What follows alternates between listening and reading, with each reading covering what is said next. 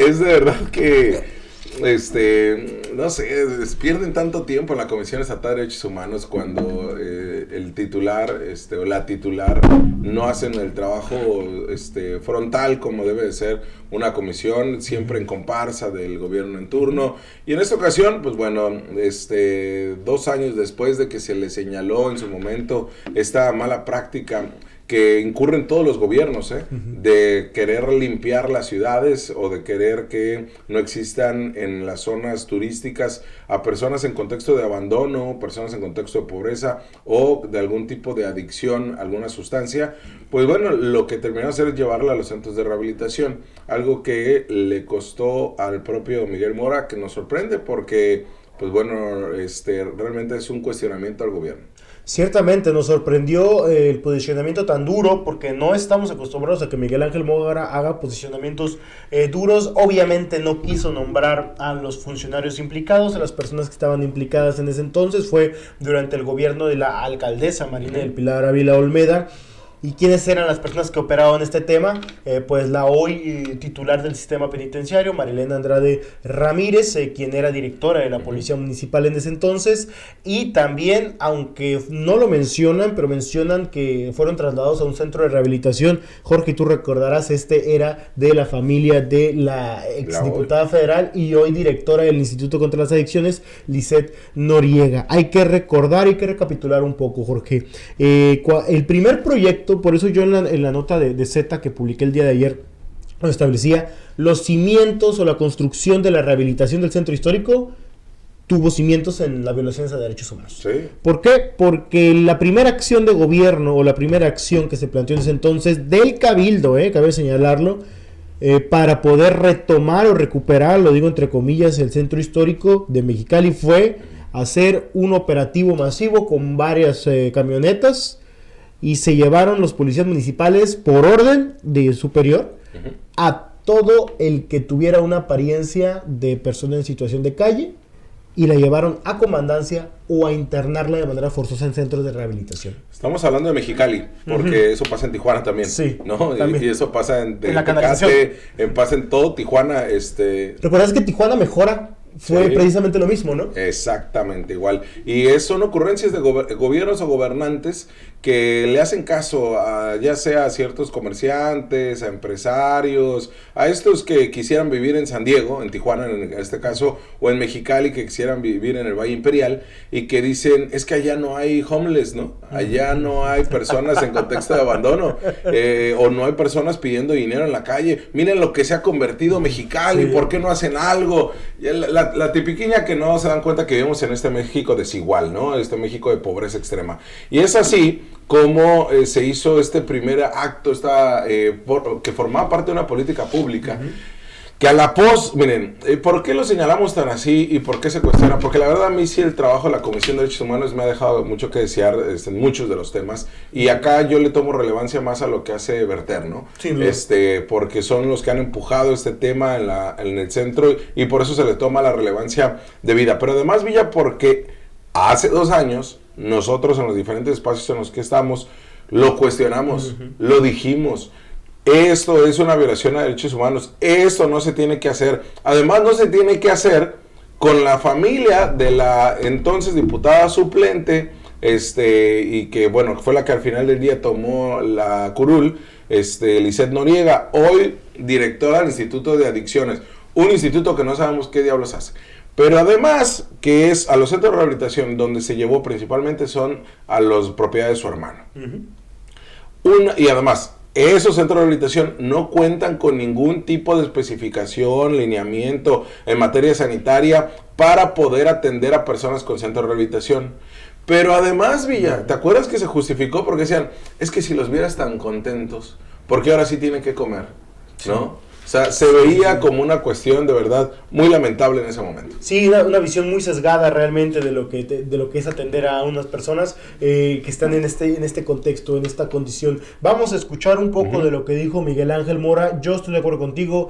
Aquí la gran medalla es de Berter. Y no lo digo porque Berter lo haga medio o con la intención de presumir o de colgarse medallas, ¿no? Lourdes Angulo es una persona que trabaja, y ella sí trabaja. Sí.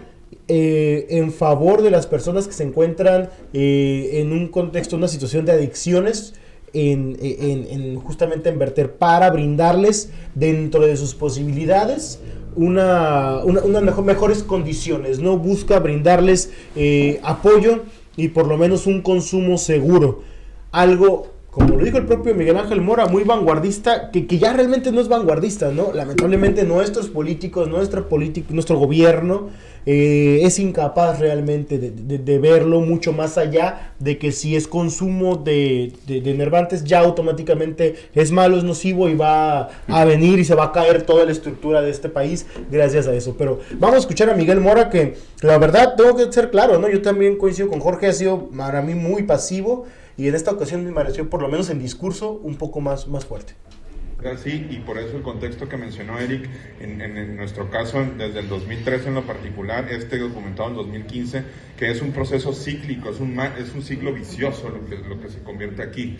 Es decir, con el sobretexto de recuperar un espacio público, se detienen personas en calle, se somete obligadamente a un proceso de tratamiento y lo que naturalmente sucede es que la persona regresa al mismo modo de vida. Y eso no está solucionando verdaderamente de fondo las causas. Entonces, por eso señalamos, no con el ánimo de señalar y decir tú fuiste el que no hiciste, sino con el ánimo de entender que no funcionan estas estrategias, no funcionan porque al final, y eso expertos son verter en la reducción de daños, y eso es todavía una política muy progresista, que ni siquiera estamos aperturados a hablar de ella, ¿no? Es decir, la reducción del daño a partir de consumos responsables en entornos seguros de personas que difícilmente van a encontrar una rehabilitación por un contexto complejo de una historia de vida, ¿no? Es decir, por eso las acciones deben de ser holísticas, integrales para dar solución a esto y que poco a poco vayamos recuperando tanto el espacio público, que por supuesto, y reitero, no se opone la comisión, ¿no? Lo que hay que hacer es hacerlo bien, en conjunto y de manera integral. Chava, mire, toma fuerza cada acción de una asociación civil cuando la Comisión Estatal de Derechos Humanos emite una recomendación. Uh-huh. Al final del día, como usted escucha, es una recomendación, no tiene ningún carácter de obligatorio o de acción. Sí se señala cuando no se atiende a una recomendación, ¿no? La inacción de gubernamental en este caso, pero no tiene mayor trascendido más que lo mediático y más que un tema ahí ni administrativo, pero sí muy político moral. En este caso vemos que dice Miguel Ángel, el titular de la comisión, no es con el ánimo de señalar a nadie, ¿eh? Sí, siempre echas el pasito para atrás. ¿Por qué haces eso, no? O sea, entonces mejor que Bertel lo hubiera hecho solo. ¿Sí? Porque manchas, y le das incluso este ton político, porque curiosamente ahora sí ya va, sin señalar, dice él, pero directamente hacia gobierno del Estado, ¿no? Uh-huh. Sí, exactamente, ¿no? Porque justamente quienes estaban en el Ayuntamiento de Mexicali hoy están en gobierno del Estado. A mí me sorprendió, yo sí creo que se esfuerza por ser pasivo, se esfuerza por ser correcto, se esfuerza por no avanzar, ¿no? O sea, yo creo que es la única persona que se esfuerza por mantenerse en el mismo lugar o tratar de no sé, ¿no? Teniendo un área tan importante a su mando, donde sus visitadores sí hicieron la chamba. Exacto. Hicieron una chamba fuerte, terminan dando un posicionamiento claro, utilizan el testimonio de 4 personas, pero Jorge, hablan de que las detenciones fueron alrededor de 600 personas detenidas durante estas racias prácticamente que estuvo realizando el gobierno municipal. Y algo todavía más delicado, Jorge, que recae otra vez en la tibieza de Miguel Ángel Mora, que señala hubo firmas, porque para poder estar en centro de rehabilitación tiene que haber una firma de consentimiento. Y él establece, las firmas no son de las personas que estuvieron internadas. O sea, las firmas que supuestamente del consentimiento, las 4 personas que entrevistaron dijeron, yo no firmé nada, yo no firmé esos documentos.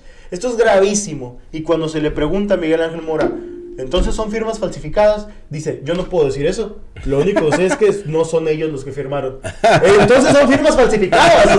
O sea, si no son de las personas a las que se les atribuye, son firmas falsas. O sea, no hay de otra, ¿no? Entonces son de este tipo de cuestiones que, como tú dices, manchan o vuelven tibio un posicionamiento fuerte. Lourdes Angulo fue muy crítica, fue prudente, pero fue muy crítica en sus declaraciones ahí, que tuvimos también la oportunidad de captar. Y reitero, ¿no? Esto fue gracias a la presión y al posicionamiento de Berter, que siempre está un paso adelante en estos temas, que siempre le tiene que estar dando prácticamente soluciones a la Secretaría de Salud, Exacto. les tiene que estar dando ahora a la Policía Municipal para que sepan cómo tienen que atender esta problemática. Y lo peor de todo es que después de esta racia, después de estos actos casi de tortura, por lo menos psicológica, después de haberlos sido discriminados, después de haber sido internados en un centro de rehabilitación, estas personas no se recuperaron, ¿eh? Sí, ¿no? Siguen siendo consumidoras, siguen siendo los nadie para el gobierno. Lo único es que ahora los movieron de ahí para que no causen mal aspecto, ¿no? ¿Qué lo dices, no? Terminan siendo los nadie, no forman parte, viven en estado de exclusión, no forman parte de ninguna política gubernamental ni de apoyo, porque muchos de ellos no cuentan ni con INE, no cuentan ni con acta de nacimiento. ¿No? Y ya ni hablemos de la falta de atención de temas de salud mental, que alguno de ellos quizá requerirá. Pero acá sí veremos que esto debe cambiar. Y ojalá que Miguel Ángel se dé una vuelta por las acciones que está haciendo la policía de Tijuana, precisamente en la canalización, en otras áreas donde hay violaciones también a derechos humanos, ¿no? Ojalá y esto no sea solamente un caso de Mexicali, porque, pues bueno, se hace prácticamente en todo el estado. De hecho, comentaba que sí, en la canalización precisamente también se están dando actos similares y ciertamente... Oye, ¿no? Villanueva dijo, pero espérenme, en 5 años emite una recomendación. ¿Cómo vamos? No dice, ya acabamos el otro mes. Ok, entonces en unos 4 años. Deja que termine Montserrat Caballero su mandato, sí. Ya con mucho gusto. Si fuera por Miguel Ángel Mora, esta la saca hasta que la gobernadora deje del mandato, por ahí del 2029. Y la verdad es que resalto, como dice el Villa, la gran acción que hacen los visitadores, el trabajo que hacen, el operativo administrativo, porque ellos son los que realmente sacan la chamba.